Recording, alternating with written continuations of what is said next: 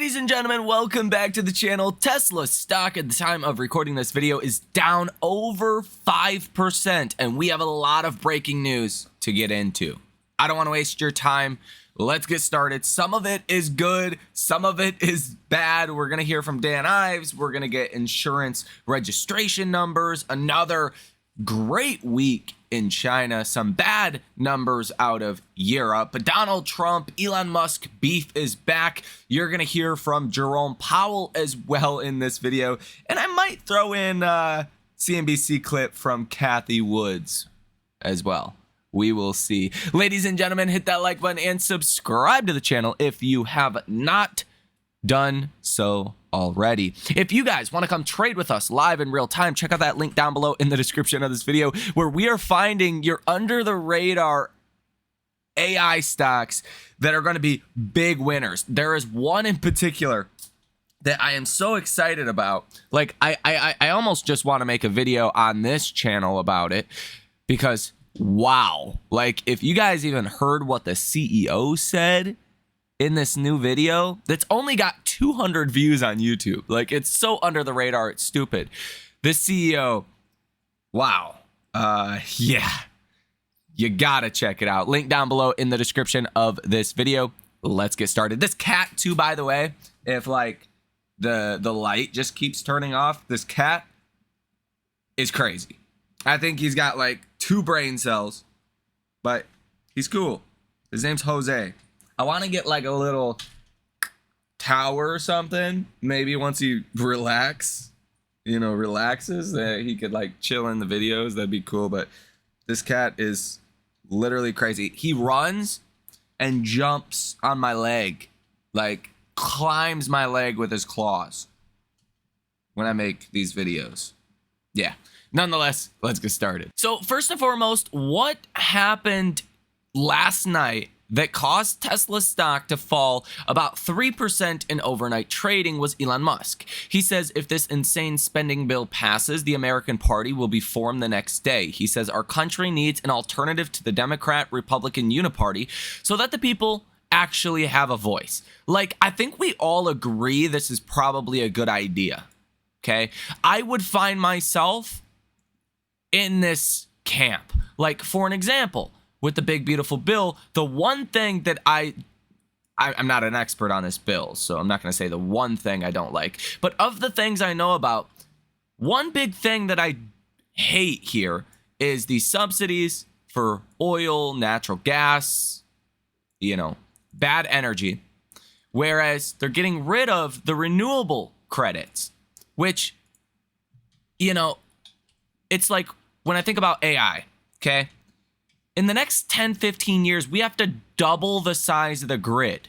With so much energy being used, the only way you're actually going to see America thrive with AI is with stationary batteries. So the grid the batteries can support the grid when the grid needs a little supporting. Imagine the power that's going to be needed for AI, and then imagine a heat wave comes. I mean, everyone's using their AC. There's not going to be enough power to power everything. What, you're going to get AI blackouts? Like your robots are going to stop working 10 years from now? Because, the freaking data centers shut down because there's not enough energy, because there's not enough batteries? Again, I would find myself in this camp, in this American Party, if you will. But it's really bad for Tesla stock as Elon kind of gets further away from the Republican Party. Reporter asks Donald Trump, says, quote, "Are you going to deport Elon Musk?" Trump says, "We'll have to take a look. We might have to put Doge on Elon. You know what Doge is, the monster that might have to go back and eat Elon. Wouldn't that be terrible? He gets a lot of subsidies." Elon Musk says that is so tempting to escalate this. So tempting, but I will refrain for now. Sheesh. I don't even know what to say, dude. Like, yeah, That's why Tesla's stock is down so much today. Also in the news today, Tesla has quietly updated its Model 3 and Model Y lineup in China, bringing performance and range improvements to the long-range variants. At the same time, the improvements have also come with a $1,400 price increase, but only to the Model 3 long range. Xiaomi's CEO praised Tesla's FSD capabilities on his Weibo, saying Xiaomi still has a lot to learn from Tesla. He says, quote, Tesla is indeed amazing. It has led industry trends in many areas, especially FSD. We still have a lot to learn. Tesla's new car sales in Spain rose 60.7% in June from the same month in 2024 to 2,632 vehicles. Registration data released by industry group ANFAC showed on Tuesday, while sales in Denmark and Sweden were down 64.4% and 61.6% respectively in June. So that's also part of the bad news today. Some of the sales declines in Europe, although Spain was a strong spot. Trump also wrote on X, Elon Musk knew long before he so strongly endorsed me for president that I was strongly against the EV mandate. It is ridiculous and was always a major part of my campaign. Electric cars are fine, but not everyone should be forced to own one. Elon may get more subsidies than any human being in history, by far. And without subsidies, Elon would probably have to close up shop and head back home to South Africa. No more rocket launches, satellites, or electric car production, and our country would save a fortune. Perhaps we should have Doge take a good hard look at this. Big money to be saved. And as Elon Musk comments on this, he says, I am literally saying cut it all now. Cut EVs, cut oil, natural gas subsidies, cut all of it. I mean, again, you're going to cut the clean energy tax credits, but not the, other subsidies and credits for, dirty energy, if you will. Yeah, it doesn't make a whole lot of sense. Now, in really good news today, 20,680 new Teslas were insured in China last week, the second best week so far of 2025, which this brings the running total so far year-to-date deliveries in China to 267,410. During this same period last year, you were at 279,387,000. So you're down a little bit. That's actually down from 2023 numbers. In this same period in 2023, you were at 296,674 units. And again, last year you were down as well. So not as down, believe it or not, from 2023 versus 2024. So making what looks like a little bit of an improvement. Also in the news, Tesla's China chief, Tom Zhu, to oversee global manufacturing. Ford CEO Jim Farley on China EVs says, quote, it's the most humbling thing I have ever seen. 70% of all EVs in the world are made in China. They have far superior in-vehicle technology. Huawei and Xiaomi are in every car, Farley said. You get in, you don't have to pair your phone automatically. Your whole digital life is mirrored in the car. Farley said that is part of the reason Ford couldn't offer something similar was because tech giants such as Google and Apple decided not to go in the car business. Beyond that, their cost, their quality of their vehicle is far superior to what I see in the West.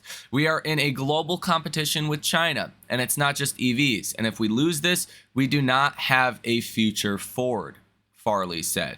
Tesla is starting to ramp up its battery recycling efforts. 5.3 gigawatt hours of battery materials sent to Tesla's recycling partners, which is enough for 64,000 plus Model Y rear-wheel drive vehicles. 1.7 gigawatt hours of battery materials were processed at Tesla's own battery processing facility, equivalent to about 21,000 Model Y rear-wheel drive vehicles. And it says 590 megatons per month of battery recycling throughput at Gigafactory Nevada in Q4 2024. Tesla received 4.65 million job applications in 2024. That's an average of over 12,700 applications per day. Tesla has also seen a 36% improvement in global work-related injuries over the last few years.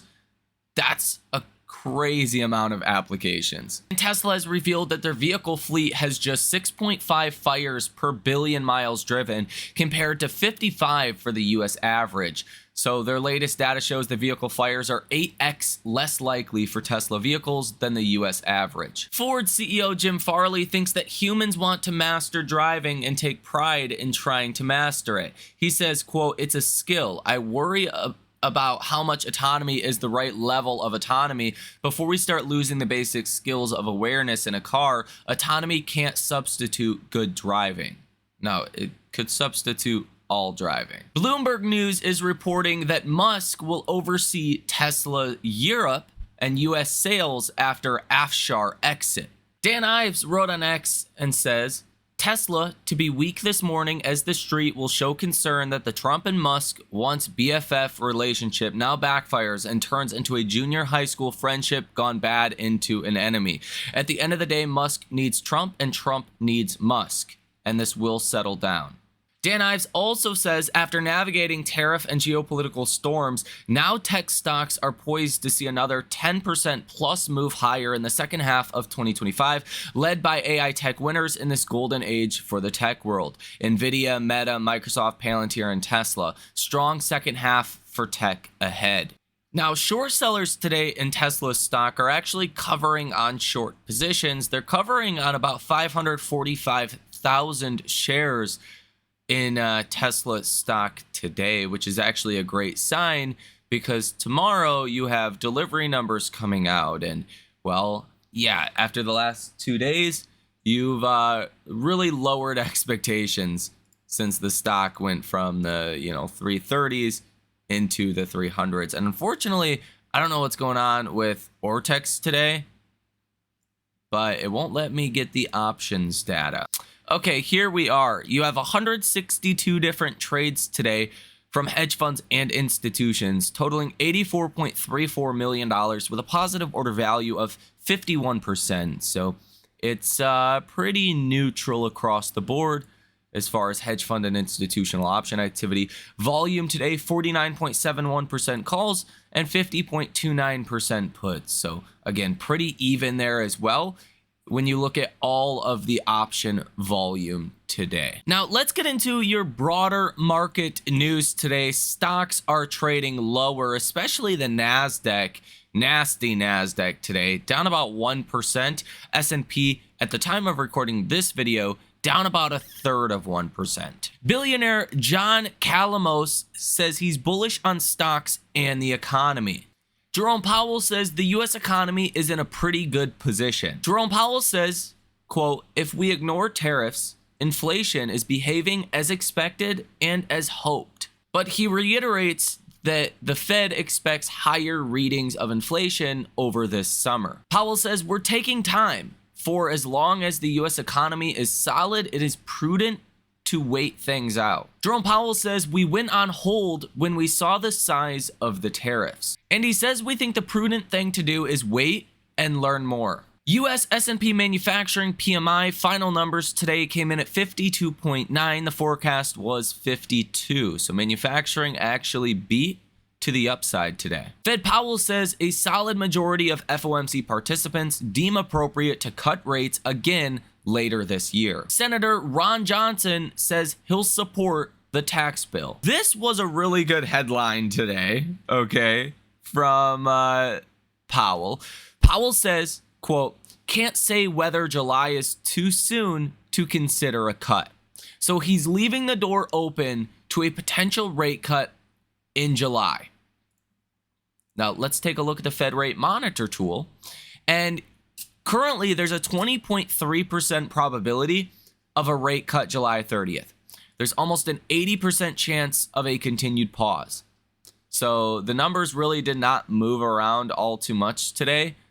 They stayed the same, even on these comments from Powell, because it's going to be the data that potentially moves this, or different Fed officials that come out and say, hey, we should be cutting rates. We've had two of them, Fed Bowman and Fed Waller. But U.S. short-term interest rate futures rise after Fed Chair Powell says he can't say if July is too soon for a rate cut.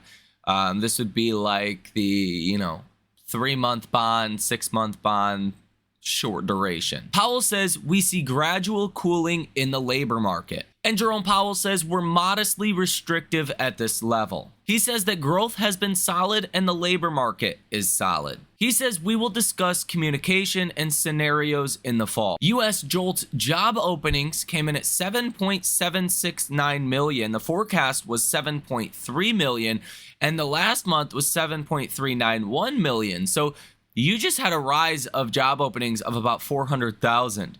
That's actually a great sign for the economy, because you don't look to, fire people if you're actually trying to hire people, right? So that's a great sign for the economy. Now, June ISM manufacturing prices, again, price index came in at 69.7. Estimate was 69.0. So that beat. New orders came in at 46.4. Estimate 47.6. So that missed. Employment came in at 45. Estimate was 47. That missed.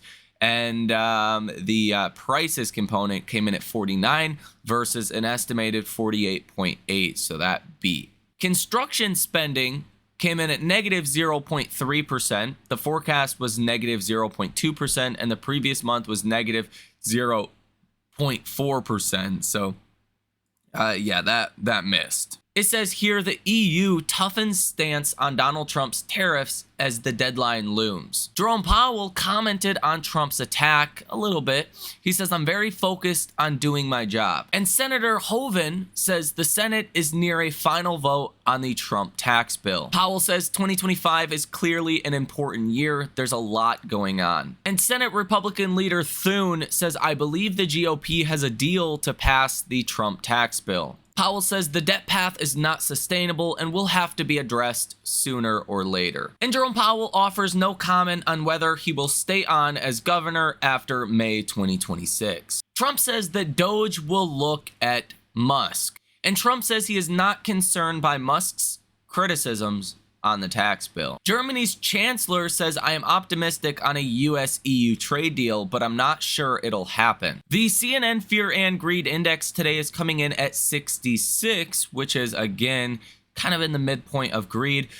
Market momentum is neutral. Stock price strength is greed. Stock price breadth, extreme greed. Put and call options, extreme greed. Market volatility is neutral. Safe haven demand in greed. And junk bond demand currently in fear. As I mentioned before, the AAII Investor Sentiment Survey showed bullish investors at 35.1%, neutral investors at 24.7%, and bearish investors at 40.3%. There is still a wall of worry to climb. That means stocks are still likely to continue higher.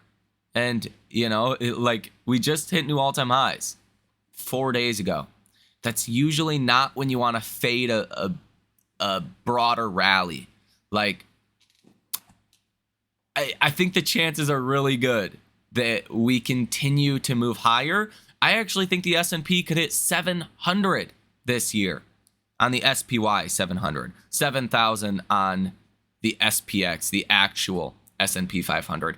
Now, the percent of stocks trading above their 50-day moving average coming in at 69.78%. So with that said, I think this video is long enough. Let me know your thoughts on this down below in the comment section. Tomorrow morning, we will be getting the delivery number, and in the next video, we're going to go over all of that. I thought it was going to be this morning because it's normally on a Tuesday.